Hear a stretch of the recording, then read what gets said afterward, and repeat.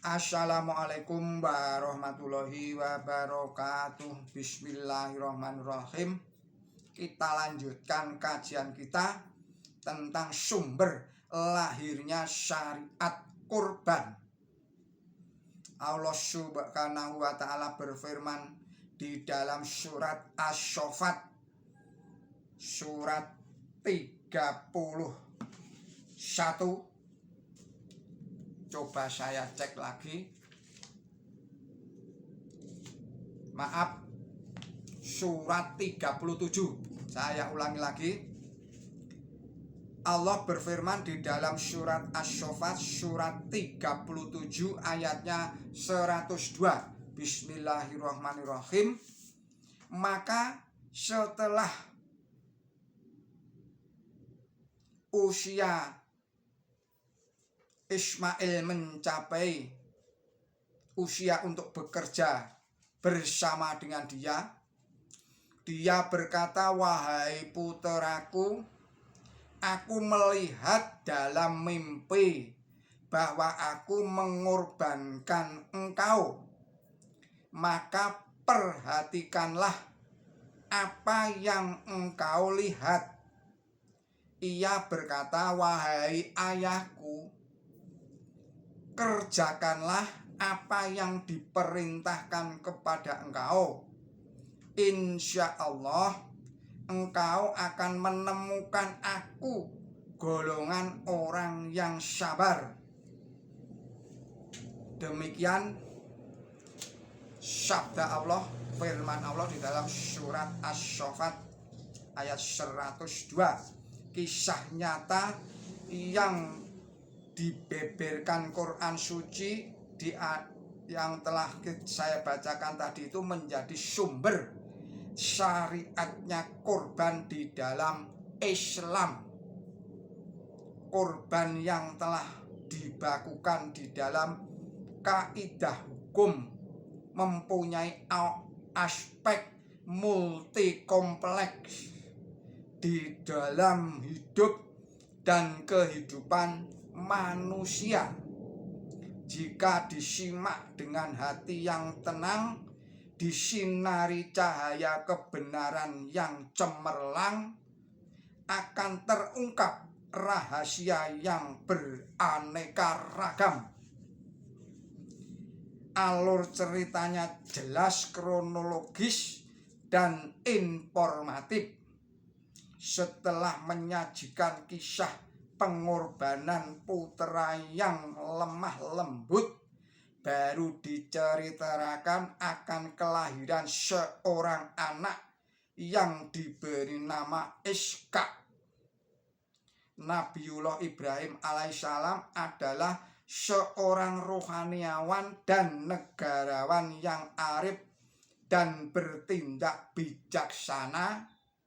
Cakrawalanya, cara pandangnya mampu menerobos ribuan tahun, tidak lekang oleh perubahan ilmu pengetahuan dan teknologi, dan tidak lapuk karena arus budaya yang deras.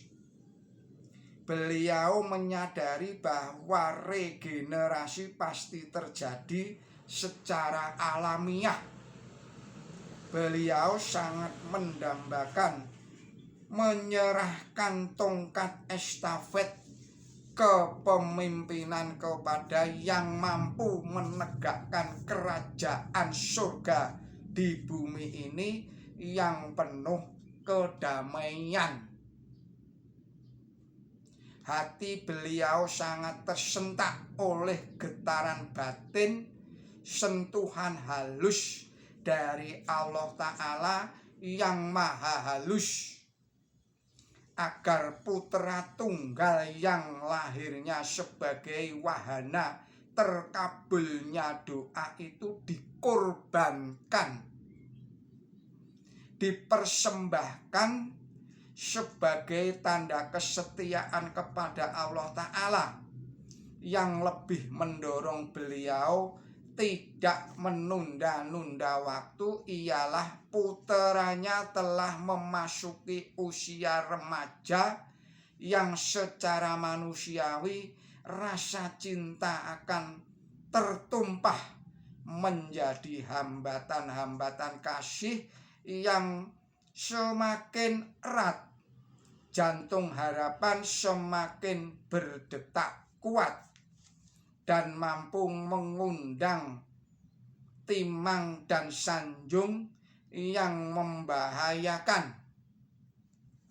Sifat lemah lembut dan kepatuhan puteranya menambah manisnya madu kasih sayang. Dengan petunjuk Allah Ta'ala, beliau waspada bahwa memberikan manisnya madu kecintaan yang keliru akibatnya bisa menyuapi racun berbisa di kemudian hari.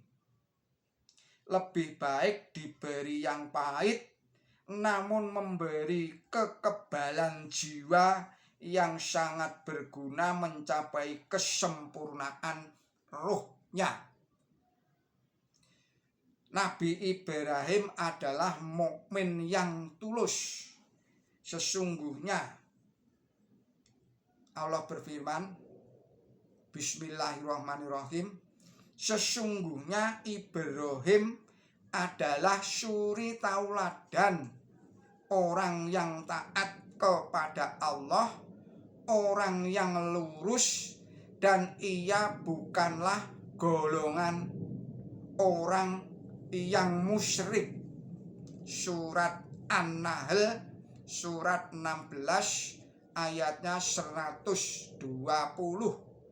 Siapa yang meresumikan kisah pengorbanan Nabi Ibrahim hendaklah berorientasi kepada ruh ayat di atas tadi itu yang tidak mengurangi nilai ketulusan beliau Nabi Ibrahim alaihi salam. Dialog antara beliau Nabi Ibrahim alaihissalam dengan puteranya Ismail yang akan dikorbankan cukup membelalakkan mata, menakjubkan. Beliau berkata kepada putranya, wahai putraku, aku melihat di dalam mimpi bahwa aku mengorbankan engkau. Maka perhatikanlah apa yang engkau lihat. Mari kita ikuti bagaimana jawaban putranya yang tercinta, yaitu Ismail. Wahai ayahku, kerjakanlah apa yang diperintahkan kepada engkau. Insya Allah engkau akan menemukan aku golongan orang yang sabar. Dalam situasi yang kritis yang menuntut taruhan jiwa, pelaksanaannya tidak ditemukan kendala, tidak ditemukan tawar-menawar apapun, dan tidak terucap bantahan apapun. Pelaksanaan pengorbanan itu mencerminkan sifat yang tulus, yang sangat tinggi. Putranya benar-benar diletakkan tertelungkup di depannya. Terdapat di dalam surat 37 surat Asy-Syaffat ayatnya 103. Bukan di belakangnya seperti sikapnya orang yang kurang tulus. Betapa maha murahnya Allah Ta'ala sewaktu keduanya telah menunjukkan ketulusan dan kesiapannya untuk melaksanakan perintahnya. Beliau disuruh untuk membatalkan dan diperintahkan untuk menggantikan kurban itu dengan binatang ternak. Ini terdapat di dalam surat As-Saffat surat 37 ayat 104 sampai dengan 107. Demikian kajian dari Kiai Haji Musni Nur Ahmad.